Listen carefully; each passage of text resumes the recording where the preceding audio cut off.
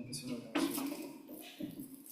Gracias, Pastor, por enviarnos en agradecimiento a Dios. Hermanos, y les pido por favor que tengamos la Biblia abierta en el Salmo 51 para meditar, como bien acaba de decir el Pastor, en esta oración de restauración de David.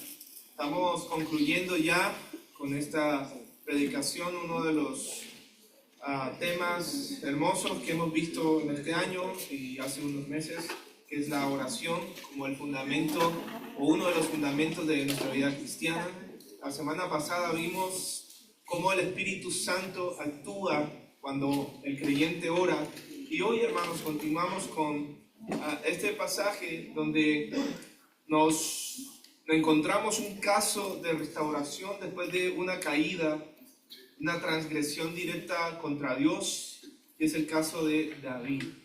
Salmo 51 fue escrito después de que el profeta Natán confrontara a David por su pecado con Betsabé y la muerte de Urías. Así que le pido por favor, si se puede colocar en pie y leamos juntos versículos del 1 al 12. Hermanos, versículos del 1 al 12 para que podamos meditar. Vamos a leerlo al unísono. Dice la palabra de Dios: Ten piedad de mí, oh Dios, conforme a tu misericordia, conforme a la multitud de mis piedades, borra mis rebeliones. Lávame más y más de mi maldad y límpiame de mi pecado, porque yo reconozco mis rebeliones y mi pecado está siempre delante de mí. Contra ti solo he pecado y he hecho lo malo delante de tus ojos, para que seas reconocido justo por tu palabra y tenido por puro en tu juicio. He aquí en maldad he sido formado y en pecado me concibió mi madre. He aquí tú amas la verdad en lo íntimo y en lo secreto me has hecho comprender sabiduría. Purifícame con hisopo y seré limpio. Lávame y seré más blanco que la nieve. Hazme oír gozo y alegría, y se recrearán los huesos que has abatido. Esconde tu rostro de mis pecados y borra todas mis maldades. Crea en mí, oh Dios, un corazón limpio y renueva un espíritu recto dentro de mí. No eches delante de ti y no quites de mí tu Santo Espíritu. Devuelve el gozo de tu salvación y espíritu noble que me sustente. Hasta ahí, hermanos. Pueden tomar sus lugares. Muchas gracias. Gracias a todos. Hoy continuamos, hermanos, estudiando acerca de la oración. Y el Salmo 51 refleja todo lo que el Señor mandó a decir a David por medio del profeta Natán. Y nos encontramos ante una oración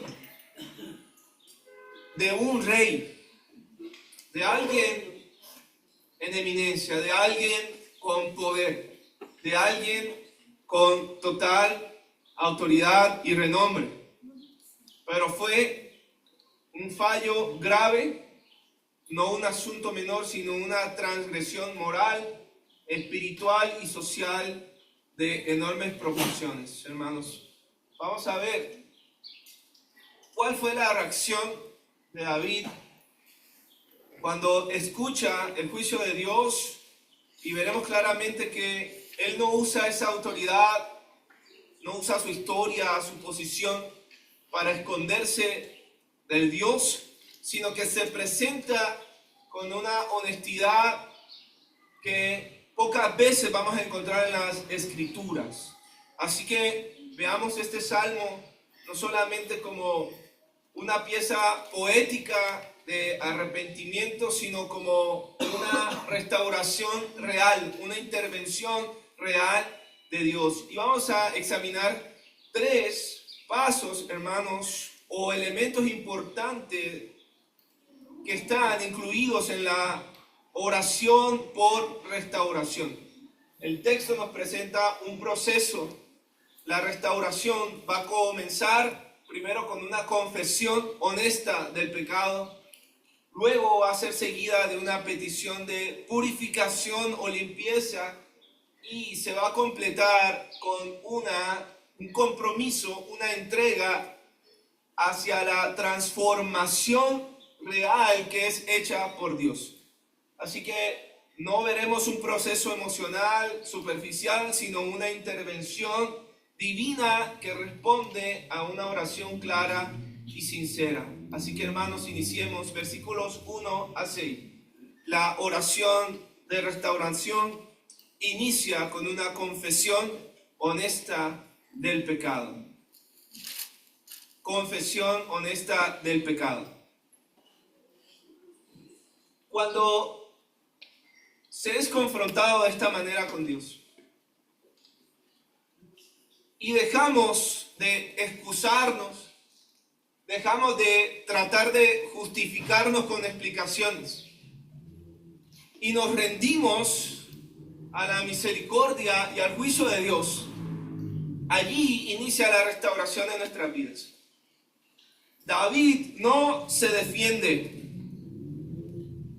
no empieza con defensa, sino con súplica. Le dice: ten piedad de mí, ten piedad, oh Dios. Porque sabe que lo que hizo no tiene argumentos, no tiene nada que traer delante de Dios. Sobre todo porque hasta este punto él ya había implementado todas las artimañas humanas posibles para esconder su pecado. Inclusive Natán estaba hablando con él y le estaba declarando el juicio de Dios y todavía no había entendido que era con él. Así que él no tenía la intención, ¿verdad?, de presentarse delante de Dios, pero cuando es declarado su juicio, ya sabe que no tiene nada que hacer, ya sabe que no puede esconderse, haga lo que haga, y por eso lo que hace es pedir gracia. Ya cuando se está en ese punto no hay nada más que pedir la gracia de Dios.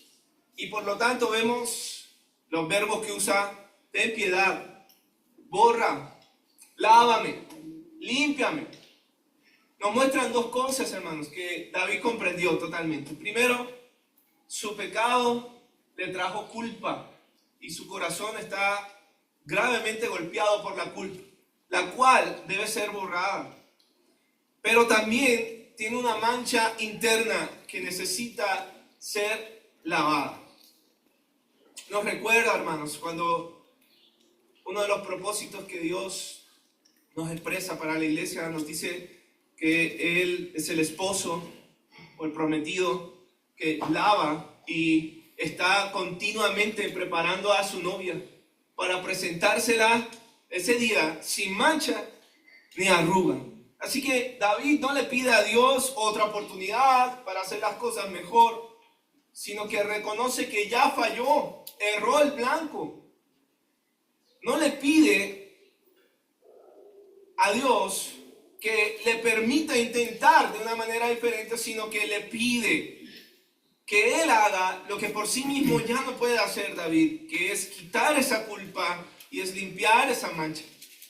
Y toda restauración, hermanos, comienza de esta manera. No cuando encontramos una buena explicación de lo que hicimos para nuestro comportamiento, sino cuando dejamos de protegernos y pedimos gracia nuevamente, pedimos gracia de Dios. Así que David nombra su pecado sin suavizarlo. Dice, versículo 3, yo reconozco mis rebeliones y mi pecado está siempre delante de mí. No culpa a otros, no está culpando a Betsabé, no está culpando, es que no, con todo el poder que yo tengo, esto me ganó. No está culpando la presión, al cansancio. Si supieran todo lo que yo vivo, ¿verdad? No, tampoco minimiza. No levanta tantito la alfombra y barre para esconderlo. No se distrae en otra cosa para decir, no, es que estoy muy ocupado y ni siquiera puedo pensar en eso. No, hermanos, lo que hace es mirar de frente el pecado ante Dios. Y tenemos una de las frases más impactantes de toda la Biblia en cuanto a confesión, hermanos. Dice, contra ti, contra ti he pecado, solo contra ti, y he hecho lo malo delante de tus ojos. Así que David no ignora lo que le ha hecho a Betsabé. David no está ignorando el asesinato de Urías, tampoco el escándalo que ha levantado entre el pueblo. Pero lo que está haciendo es reconocer primeramente que todo pecado, hermanos, de cualquier tipo, primeramente es una transgresión contra Dios. Es una ofensa contra Dios. Así que mientras el pecado sea algo que tratemos de excusar con explicaciones justificadoras, repartiendo culpas, ahí diciendo no, las circunstancias, las otras personas, nuestra historia desafortunada cuando nos ponemos de víctimas, porque hasta eso, hermanos, lo que vamos a seguir es seguir protegiendo nuestro orgullo y no pedir gracia. Y por lo tanto mentirnos a nosotros mismos, engañarnos a nosotros mismos. Así que vemos a un David no culpando a su contexto, a la tentación, ni al poder. No dice es que Betsabé estaba tremendamente tentadora, ni a la presión que hubieran hecho ustedes. Aquí les pregunto, no dice, no, yo no soy así, no, si tú me conocieras fue un desliz, me ganó el momento. Él no está diciendo nada de esto. Simplemente dice, he pecado, lo he hecho lo malo delante de tus ojos. Allí, hermanos, en ese acto es cuando comienza la restauración, cuando dejamos de negociar con palabras y llamamos al pecado por su nombre, sin adornos, sin estar suavizándolo, sin ponerle matices, para que suene menos grave lo que hemos hecho o lo que estamos haciendo delante de Dios.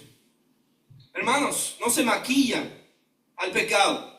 La oración de restauración implica confesión franca, reconocer, nombrar lo que hemos hecho y llevarlo ante la presencia de Dios sin defensa. No hay defensa.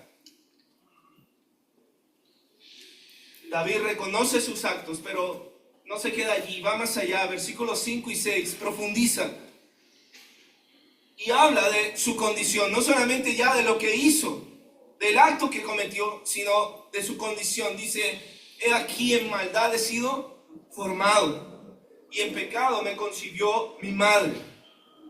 Está confesando la profundidad de su condición. Así que no solo cometió un pecado, David es pecador. No solo falló en un episodio, sino que se encuentra en una condición de transgresión ante Dios. Por eso hay un versículo hermoso que me ha impactado, que ha tocado mi corazón y que es una de las banderas de mi vida, hermanos, y sé que la de muchos también. Y es cuando David menciona y dice, he aquí, tú amas la verdad en lo íntimo.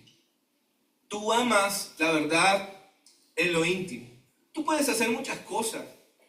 Puedes influenciar a la gente, puedes manipular a la gente, puedes con tu poder hacer lo que quieras.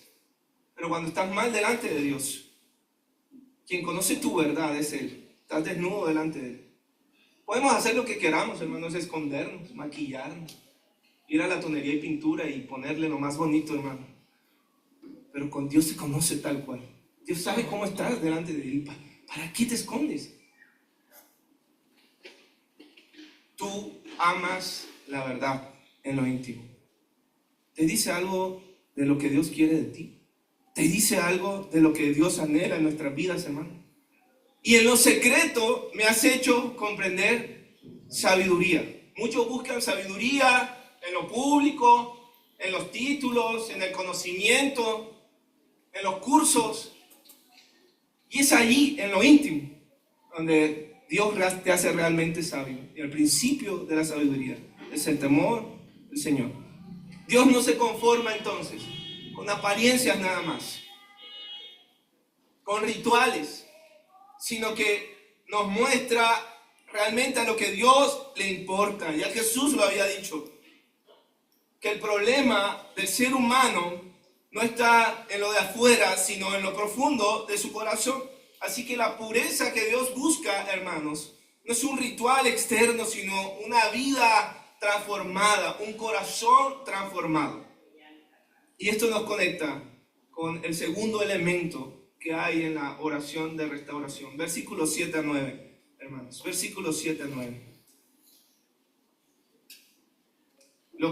Lo segundo que se necesita cuando se pide restauración a Dios es suplicar por purificación, por limpieza. Fíjese que David no dice, ya sé lo que tengo que hacer, ya sé lo que tengo que hacer. Y no busca limpiarse él mismo. Y es que, hermanos, hasta en eso somos cabezones. Cuando metemos la pata, algunos de nosotros, inclusive, ya tenemos la salida. Ya la maquinamos, ¿no? Y decimos, bueno, si me atrapan, bueno, Entonces ya tienen el plan de purificación.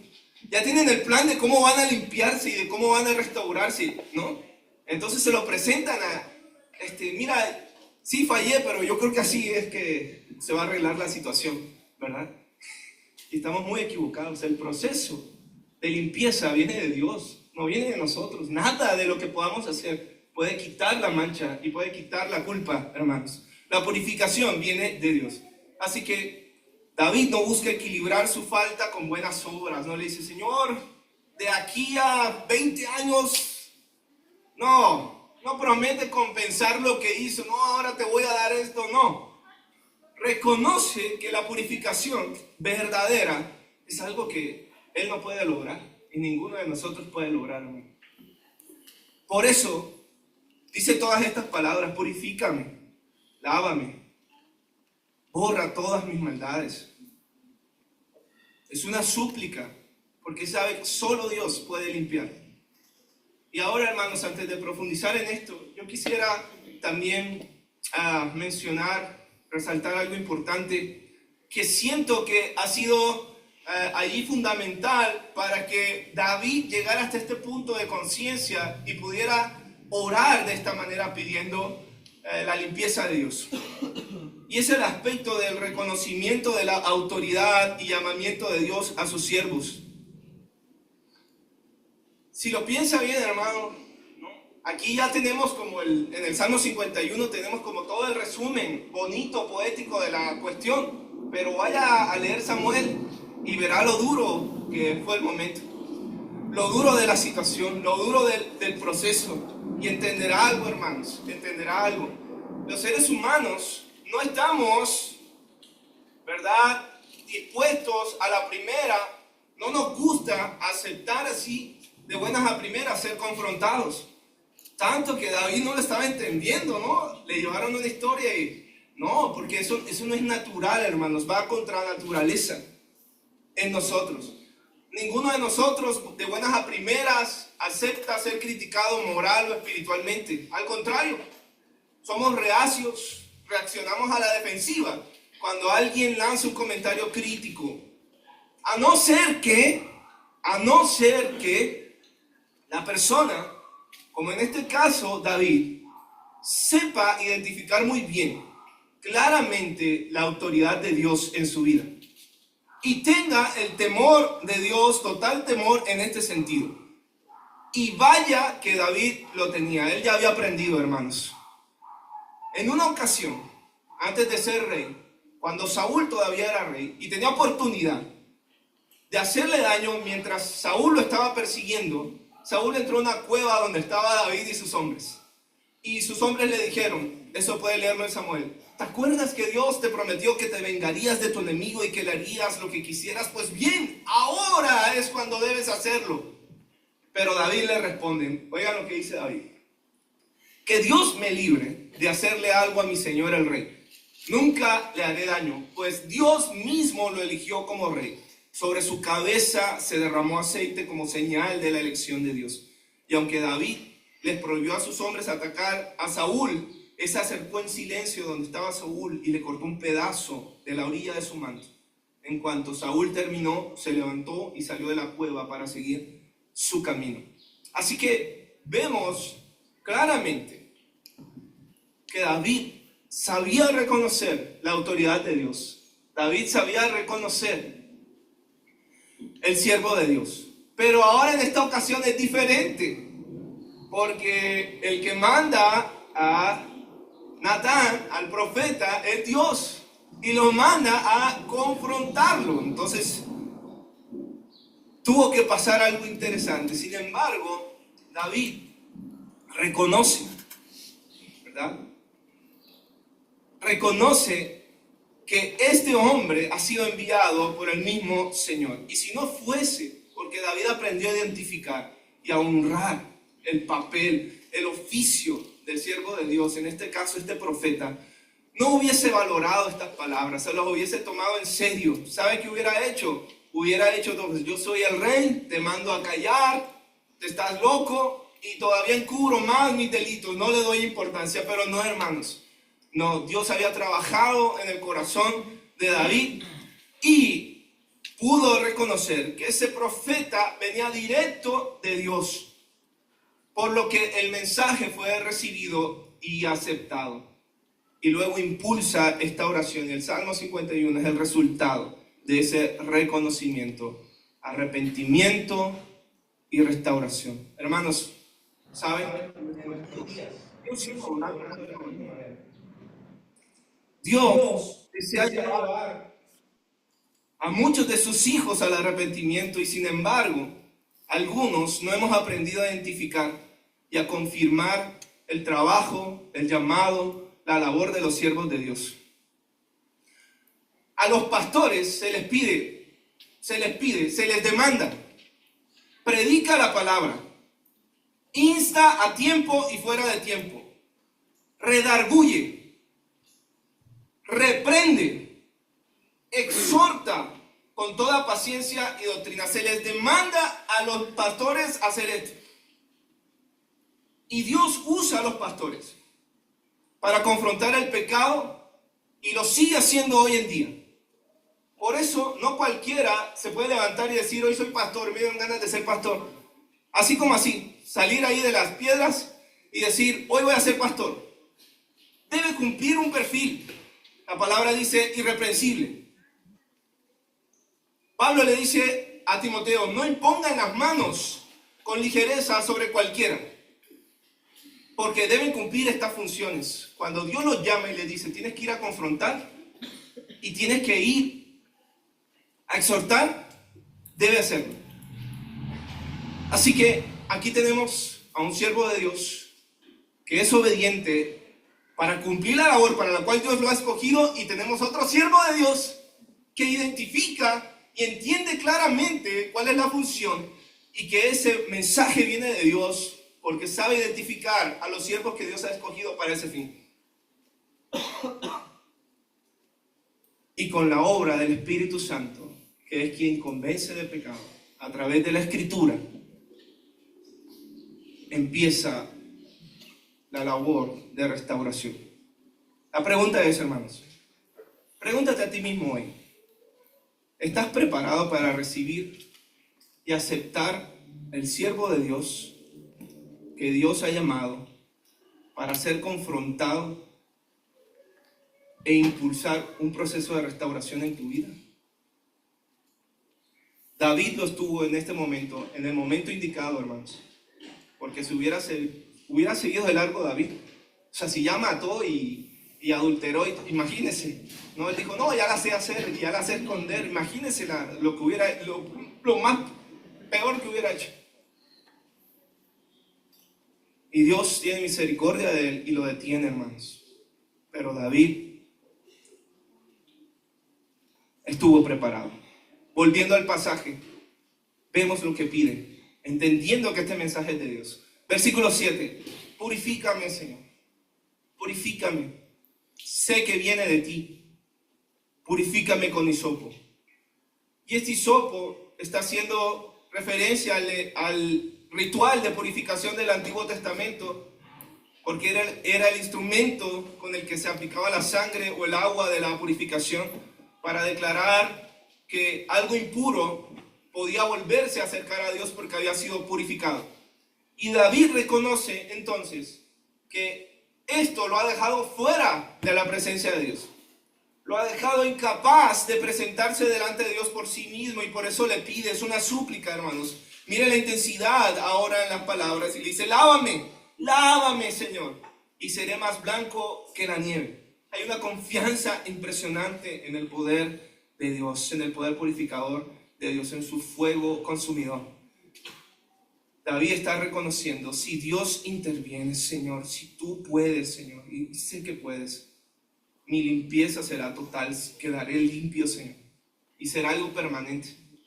David no duda ni por un momento del poder purificador de Dios, pero muchos de nosotros, hermanos, albergamos duda en nuestro corazón, y por eso no hay súplica ante el Señor, porque pensamos que el pecado es mayor, y pensamos que la transgresión es mayor. Y por eso David suplica y aún le pide más. Le dice, hazme oír gozo y alegría. Reconociendo también algo que produce el pecado en nuestras vidas. Y no solamente es la culpa, sino que también afecta nuestra capacidad de percibir la alegría de Dios. Nos lleva a un estado espiritual y emocional deteriorado. Y David dice, mis huesos están abatidos. No tengo fuerza. No hay estabilidad, hermanos. Y cuando se reconoce el pecado y cuando se acepta el juicio de Dios, hermanos, la conciencia es despertada del engaño del pecado. Porque el pecado siempre te va a decir, ay, pero no estás tan mal. Ay, te pasas.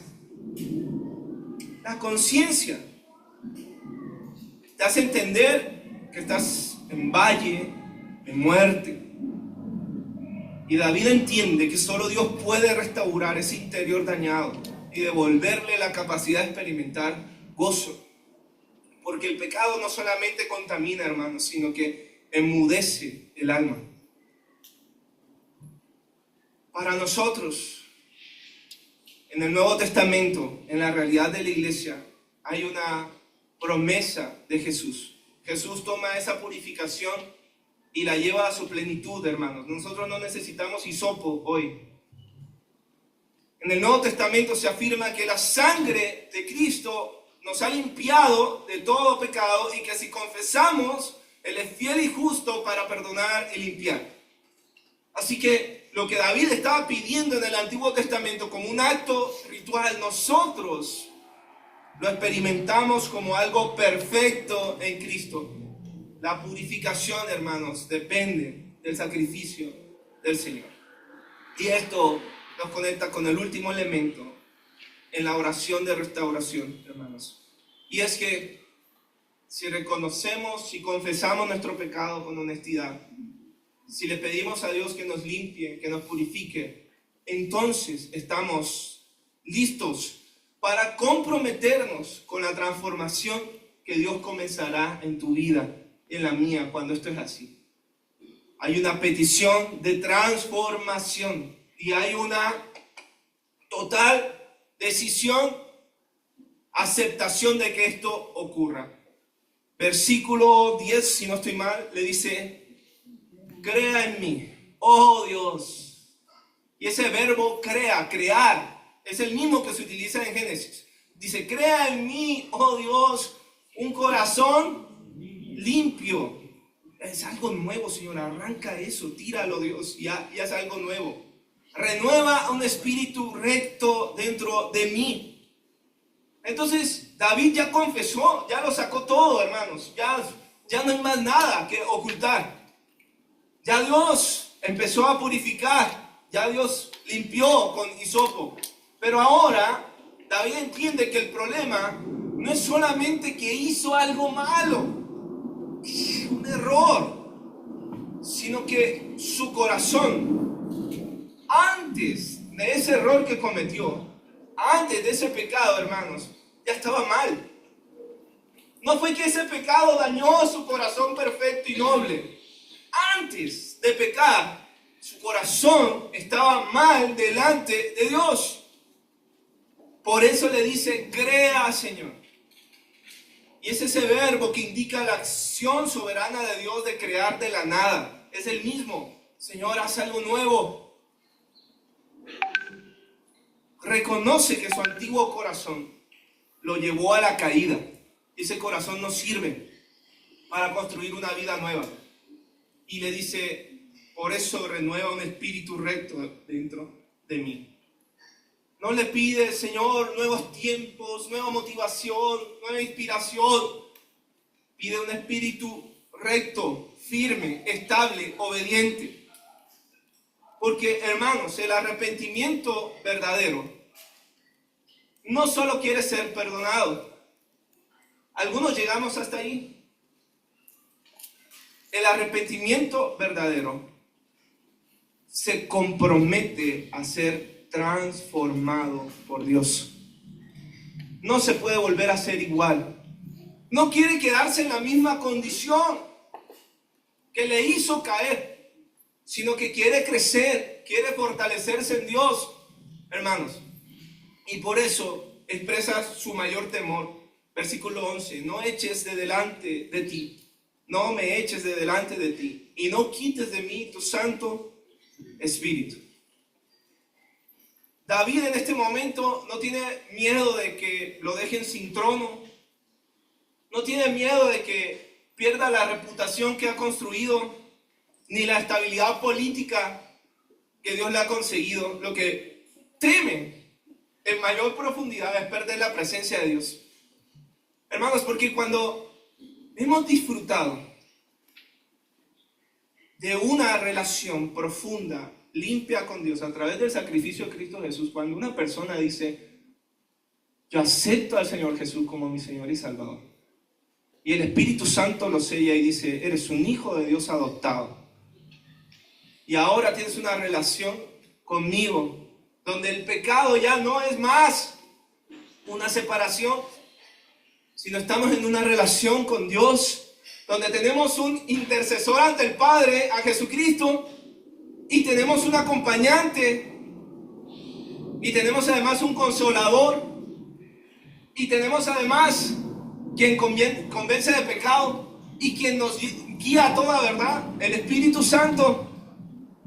Cuando se prueba eso, hermanos, cuando se tiene paz con el Padre, y se tiene la guía del Espíritu Santo, hermanos, cuando se ha disfrutado de esa comunión con Dios, el Hijo de Dios siente terror cuando le ha fallado el Padre.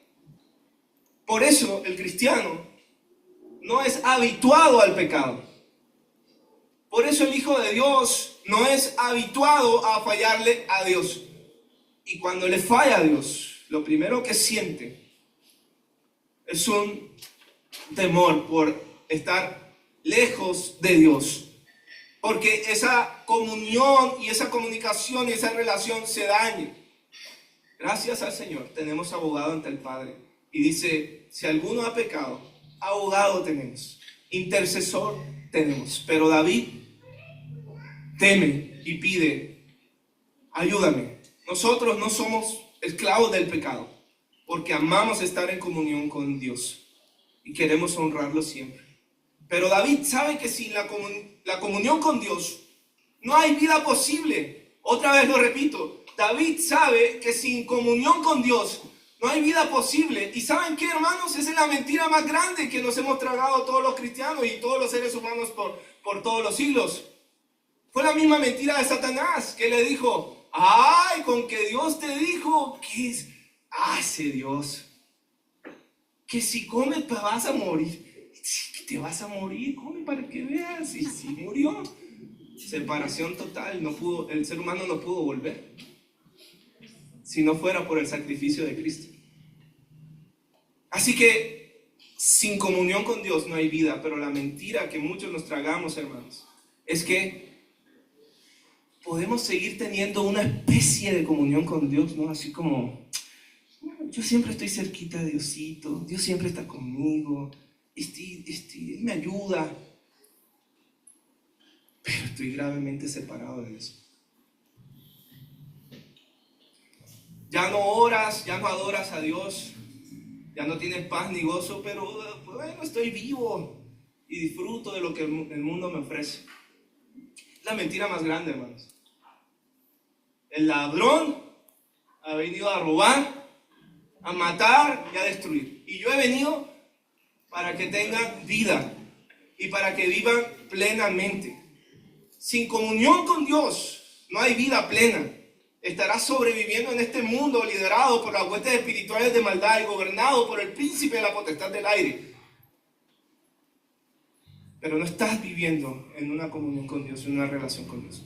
Así que ahí no hay paz, ahí no hay gozo, ahí no hay disfrute. Pero no importa, porque estamos vivos. Hermanos,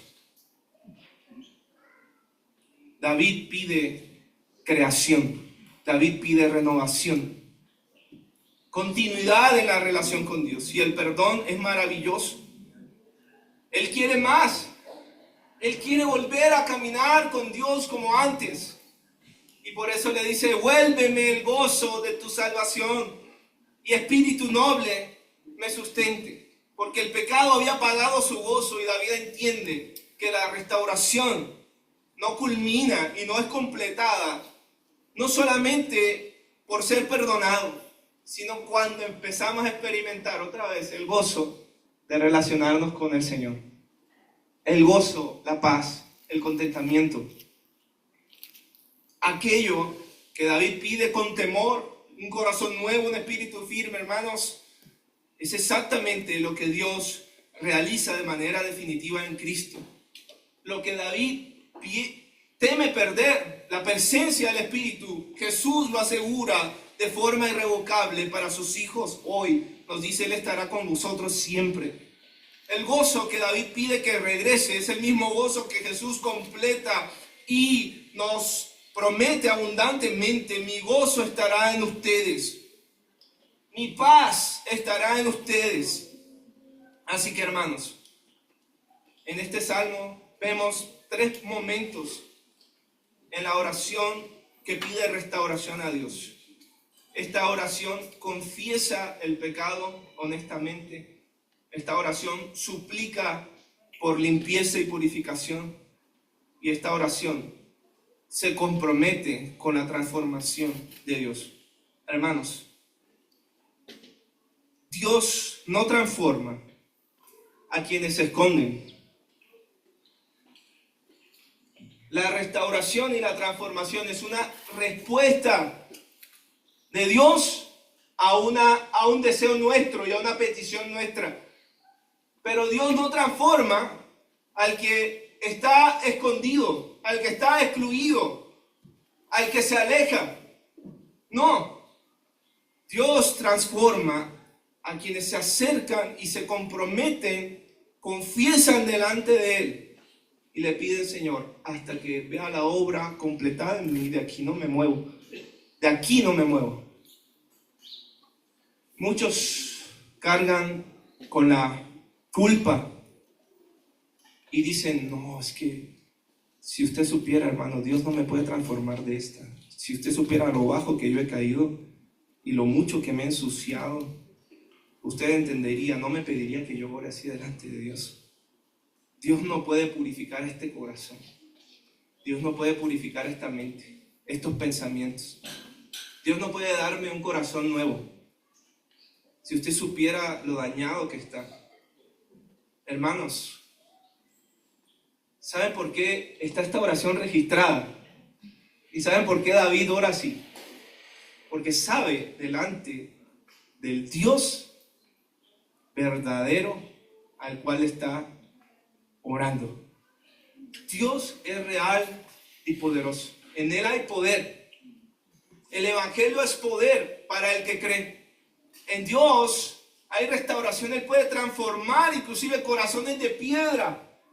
Si no, no habrían profecías como la de Joel, de hacer volver el corazón de los padres a los hijos, de los hijos a los padres, transformar corazones de piedra, inclusive los huesos secos, llenarlos de carne y llenarlos de vida. No habría ese tipo si no estuviéramos delante de un Dios todopoderoso, que encima de todo cantamos domingo a domingo: ¿quieres ser salvo de toda maldad?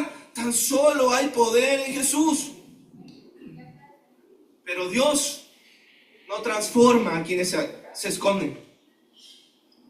Dios tiene el poder para purificar y darnos un nuevo corazón, porque Él es poderoso, Él es galardonador de los que le buscan, pero Dios demanda confesión. Pero Dios demanda honestidad.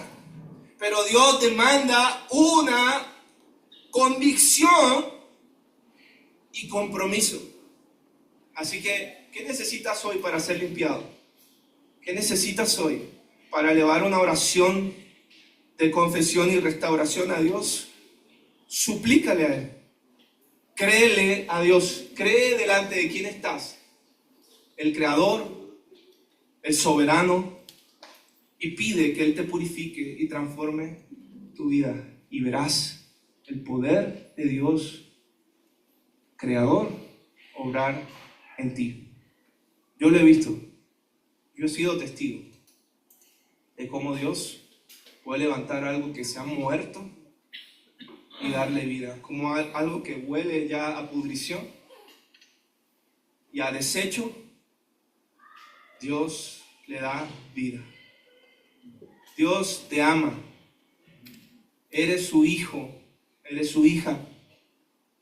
Y Dios quiere que disfrutes de una comunión con Él. Así que tenemos esperanza en el Señor. ¿Quieres orar conmigo? Oremos. Padre, gracias, Señor. Gracias por tu palabra. Gracias porque podemos confiar en ti. Señor, ¿a dónde iríamos si solo tú tienes palabras de vida, Señor? Así que si bien el pecado no puede, Señor, separarnos de ti, porque no hay condenación para los que están en Cristo Jesús, Señor, entendemos que si no hay gozo, Señor, que si no hay disfrute, Padre bendito, que si no hay una comunión contigo y el Espíritu Santo, Señor, nos está guiando a nuestras vidas, Señor, no estamos cumpliendo tus propósitos, Señor. Y no hay vida, Señor. Tú no nos has llamado a esa vida. Tú quieres vida en abundancia, vida en plenitud, amor, gozo, paz, libertad, dominio propio, templanza, gozo, adoración, alabanza, alegría a pesar de las dificultades, contentamiento a pesar de las carencias, adoración a pesar de las enfermedades, Señor. Esa es la vida a la cual nos has llamado. Ayúdanos a vivir nuestras relaciones, Señor. Ayúdanos a vivir nuestro matrimonio, nuestra familia, a disfrutar de lo que nos has dado, a vivir en libertad, porque donde está el Espíritu de Dios hay libertad, Señor. Pero que hoy podamos presentarnos delante de ti con honestidad, confesar nuestras culpas, Señor, y rogar por restauración. En Cristo Jesús. Amén.